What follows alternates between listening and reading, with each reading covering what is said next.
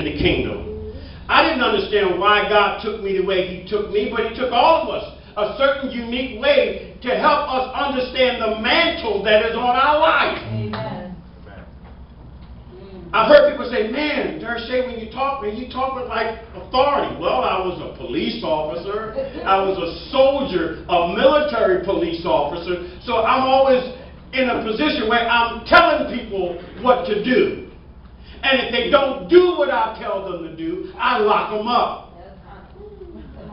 That's what God has dealt with the natural part of me. But who can move in the natural and it not affect your spiritual? Yes. God understands this. But you need to look over your life and say, God, how have you used me? Because that is going to be a defining part of what my mantle is in the prophetic realm. You don't need a prophet to tell you things that God is revealing to you. I'm only confirming what God has said. There's some unique things again that is happening in the world today, but I'm not hearing it in the prophetic. It's like everything that is going on is irrelevant. And the God that's in me saying, get your clothes ready. Find your suitcase. Get your clothes ready. In that handout that I gave you, the first thing up there is the Utah Data Center. If you haven't heard about the Utah Data Center, you need to make it a point to brush up on the current events. Because if you don't know what's going on in the world, you'll think you have 10 years, 20 years, 30 years of living here on this side. And you'll mess up and prophesy something over somebody about what's going to happen to them in 30 years when all you had to do was look at the news. But I understand you don't want to know what's going on in the world because God called you to come out from among them. But I'm telling you, if you look at some things around you, He says you'll know when He's coming by looking at the season. Some of us don't look at the season. The Utah Data Center went online last month ahead of schedule. What is it? These crazy terms, it is a information mining center. It finds and collects and analyzes through the computer system information about everybody. It's irrelevant? Well, it's one straw in the camel's back in the prophetic return of Jesus Christ. Because listen, how many of y'all got cell phones? That center is collecting every phone call that you make.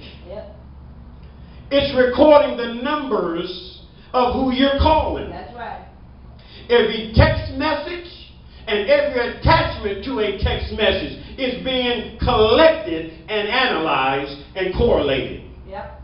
Every website that you go to and every page that you open is being collected. So if you're on the computer at night and you're going to some sites that you shouldn't be going to, being in places that you shouldn't be, listen, if the government is smart enough to collect the data, don't you think God has already been collecting every idle thought and every idle word that we said? And one day we're going to have to give an account. But if the prophets don't say something, we'll treat it like it's nothing. The information capacity of the Utah Data Center, I heard that if you take one of those iPhones that we have that has 16 gigabytes of storage in it, you could take them and stack them one on top of the other and go all the way to the moon. I think it's about 93 million miles away. But listen, stack them 5 times going to the moon, and you'll reach the storage capacity of the Utah Data Center. But hey, it's not all just about phones. You use a credit card, ATM debit card. How about a green dot card? I got one of them too. Every electronic transaction you do is being saved. Doesn't seem like much. Every Christian website that you go to, every Bible and study book that you order, that is shipped to you, the information is being collected. Every time you say the name Obama, it's queued up and it is attached to more information. If you talk to somebody else in the conversation, you talk about Obama, that name is flagged and that phone number is flagged. It doesn't mean anything unless you're considered an enemy combatant of the state. One straw in the bag. How many of you got Facebook accounts? How many of you ever put something on Facebook you really didn't mean for it to be there, so you deleted it? Too late. Because the Utah Data Center got it before you deleted it, and they got your keystroke deleting it. Emails and text messages, you can delete what you want, but the Utah Data Center has collected the delete button key. They got it all. Twitter, MySpace, and all the others. This is done for national security. The severe weather that we've been having, it's off the chain. I'm 50-something years old. I've never seen it like this. I've seen cold winters, hot summers, mild winters, but man, the weather's off the chain. And some of us don't know anything about the jet streams and the solar flares because we don't follow those things. But solar flares can knock out communication satellites. They can cause EMPs, as they're known, electromagnetic pulses, and it destroys circuits. Electrical circuits means nothing. But where are the prophets putting these things together for us? You see, everything isn't super spiritual. That's right. Some things are natural and natural. About a month and a half ago, a meteor hit Russia. How many of you know about that? Some of you don't know about it. And who cares? It was Russia. How large was the meteor? Baseball? No, it was bigger than that. It was the size of a tractor trailer. And when it hit, before it even hit, it exploded. And it caused the damage of more than 5 atomic bombs. It had that much force and magnitude to it.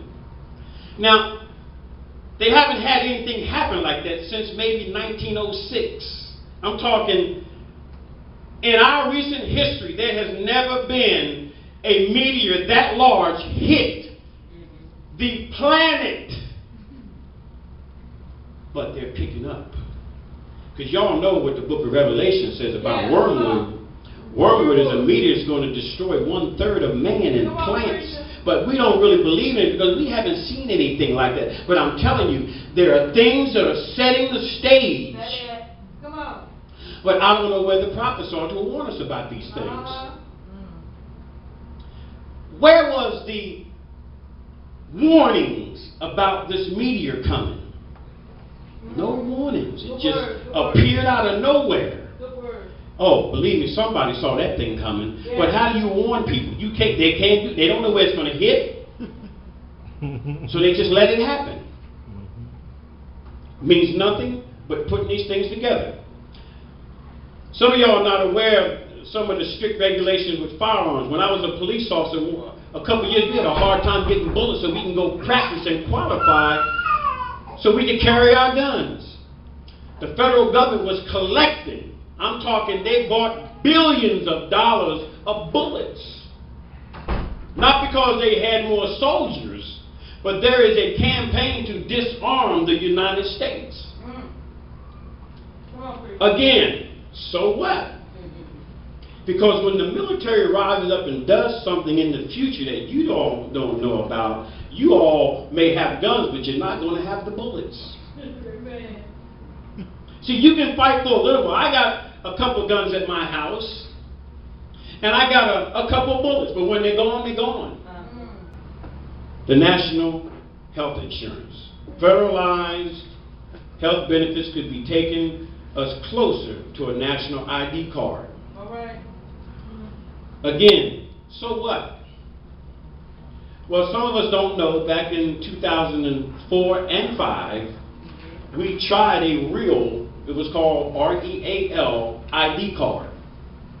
But wind of it got out, and those Christians that cry foul, thank God, they had to do away with the whole idea. But it's back again under the Obama administration.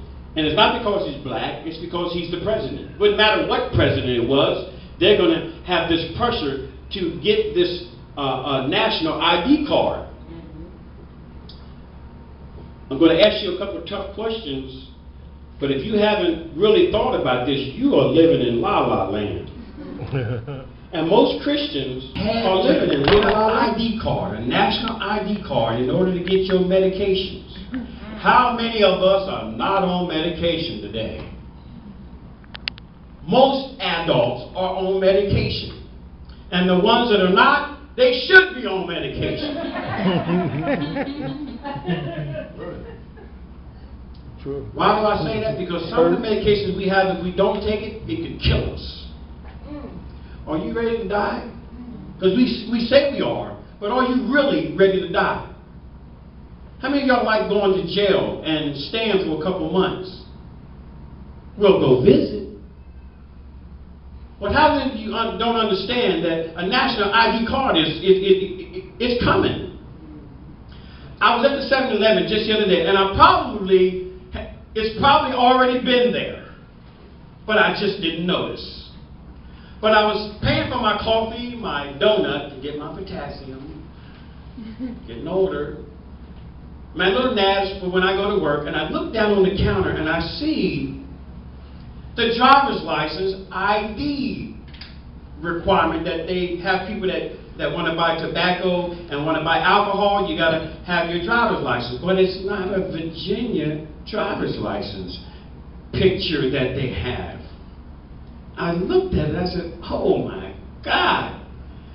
It's a national driver's license with somebody in Virginia's address on it, and they're smiling just like a regular Virginia person. The next time you go to 7-Eleven, look on the counter and see if you see a Virginia driver's license ID card. You're going to see a United States of America driver's license ID card. They're moving us closer and closer towards getting that ID card that you have to have in order to get your disability benefits. There's a lot of people in the United States that are disabled. But how about if you had to get an ID card in order to get it? Are you willing to die? No. Most of us aren't. I did a little internet research. The country of Nigeria, last month,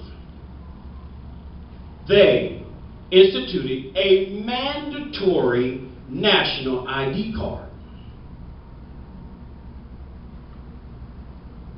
If you don't get a card, you get arrested. Go to jail until you get a card. How many countries do you think have national ID cards? How many of you say 10? 20? I go to 20. Okay. 30? 40? Take a guess at it. Y'all don't want to guess? Well, I looked at two different counts. One says 70, and another says there's 100. You can search the internet. Many of y'all are internet savvy. Just type in the search countries with national ID cards. Wow.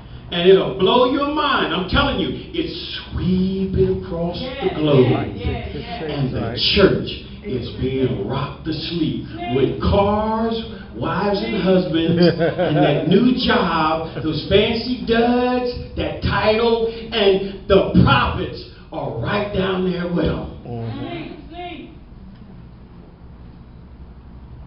Bishop Lewis, in the 70s and 80s, we talked about barcodes and the hidden 666 in the barcodes. I think it's time to do them teachings again, because this generation, they weren't aware of the teachings. Come on, that's right. But a lot of people think that it's just a United States thing. No. Barcodes are around the world. All around the world. And the 666 is in the barcode. It's not hard to decipher or discern. It's there. But nobody's preaching or teaching. I haven't heard a teaching on it in probably 30 years.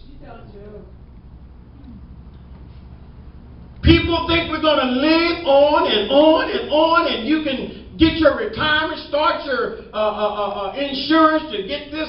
Listen, it's not going to go on that long. The mouths of the prophets are shut. But I'm telling you, it's not just me. It's happening in the Mormon church with this guy, Glenn Beck. He's across the country telling people this is his platform. Your rights as a United States citizen is just being deteriorated. Listen, I'm not a citizen of this country anyhow. Hey, good word, good word. But listen, I'm like the Apostle Paul. I may have citizenship in New Jerusalem, but I'm a Roman citizen. You're not going to persecute me, throw me in jail without a trial. But if you are classified as an enemy of the state or enemy combatant, you'll be like those guys down at Guantanamo Bay in Cuba who haven't had a trial and they're sitting in jail year after year after year. Because all the government's got to do is put you in a jail outside of the United States and classify you as an enemy combatant. Listen, if a law was passed that you had to get a national ID card so that we can keep track of all the illegal immigrants, most people would say, yes, I need to get a card so I can be known that I'm an American citizen. But you don't know that it's not just the immigration laws that they're trying to uphold, because written in the fine letters of the immigration law is a mandatory ID card. They're bringing it back in under the immigration law. Over in Nigeria, you do all your banking transactions with your national ID card. It's got that little magnetic strip on the back. Some of them got fingerprints on them. All of them got your picture on it. There's certain criteria that they have to have on it. You say, well, what are you trying to say? That that's the mark of the beast? It's not mandatory. But if a law is passed and it becomes mandatory, listen to the language of this. If it's mandatory and you don't get it, and it violates the law for you not getting it, guess where you're going to spend your upcoming months? You're going to jail.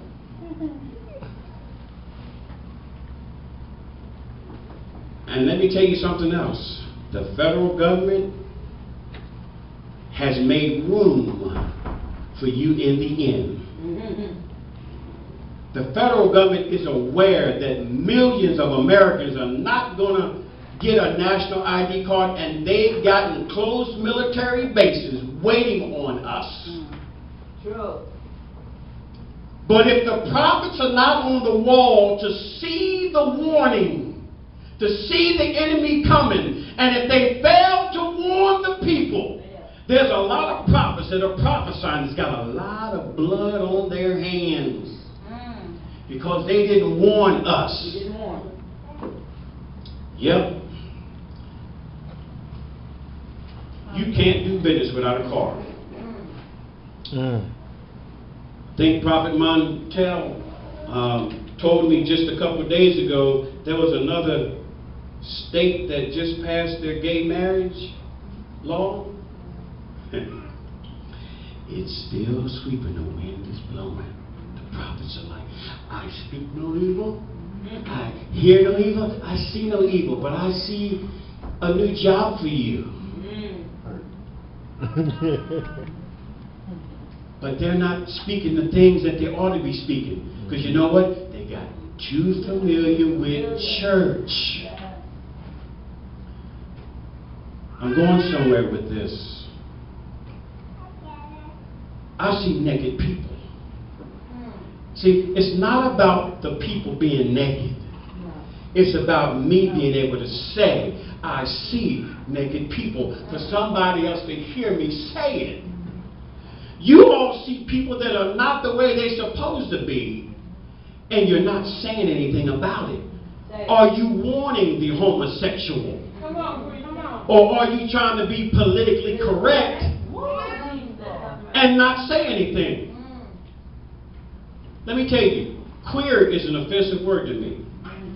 I can't remember the last time I used the word faggot. Maybe in the 70s. Because they're not politically correct. They're not words that are inclusive. We don't want to exclude. We want to be inclusive. Yeah. There's this word in Christendom called, and I believe the first time that I used the word, my wife was like, that's not even a word. But it is a word. It's the ecumenical movement. It's old. It's all the churches coming together on a common ground on one thing that we believe in, and let's have church. In the name of church, let's come together and have church. We all believe in Jesus. Well, you know what? That's a bad spirit. Because it gets you to shut up about the things you don't agree on. That are scripturally incorrect. Just because they believe in Jesus don't mean that they believe in Jesus and the salvation of this, redeeming them from their sins. If they still believe in John Smith or another book, another revelation in addition to the Bible, you can't fellowship with everybody just because they know who Jesus is. If they teach any other doctrine, the Bible says don't even keep company with them. So how are you going to start your ecumenical fellowship because you know how to involve the Methodists and the Presbyterian and you want to involve... Listen, is that organization just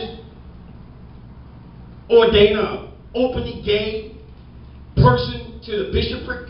I mean, how can you ordain an openly gay person? But I don't hear anybody on TV that has a national platform from T.D. Jakes down to the 700 Club. And if they say something, and the next week they're retracting the statement. Because they're in too close, they're too familiar, now they got to make it politically correct. But listen, there is what is called a paradigm shift. In other words, paradigm is basically another way of saying things are going to start to be done differently. Prophets are going to say, you know what? I'm going to call a spade a spade. There's this threat going across the nation, and it's been being taught in church financial classes about your 501c3 designation as a tax-exempt organization, that you have to be careful not to say anything that's disparaging about homosexuality because it is a protected class of people. So let me tell you, a lot of preachers are not going to be preaching about gay, lesbian, and homosexual relationships. That doesn't mean you can't say it outside the church. You understand what I'm saying? I remember somebody saying, Madeline took prayer out of school. I ain't never stopped praying in school. That was the biggest lie I ever heard. I prayed every day in school. You just couldn't say it loud and involve somebody in it with a loud voice. The school cannot do like they used to do, have us bow our head. After we say the Pledge of Allegiance, we could bow our head for a moment of silence and pray if we wanted to. They stopped doing it because the state cannot institute or not institute prayer. They can't have anything to do with it. right. You can go to a school and have a prayer thing going on there. How many churches are in schools? You see, it's like an oxymoron. They can't do anything about it because they have to give what they call free access. If they let the Boy Scouts and the Girl Scouts have the school after hours, they got to give it to the church after hours. That's what they call equal access. But there's some 12 or 13 states that are allowing gay marriage.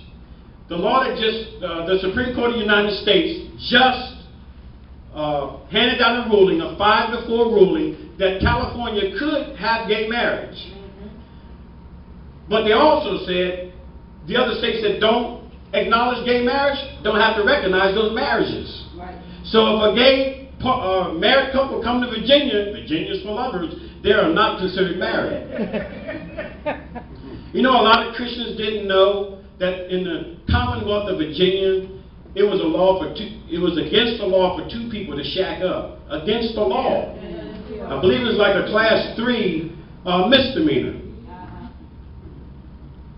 It's against the law. Well, if you don't know, you don't know.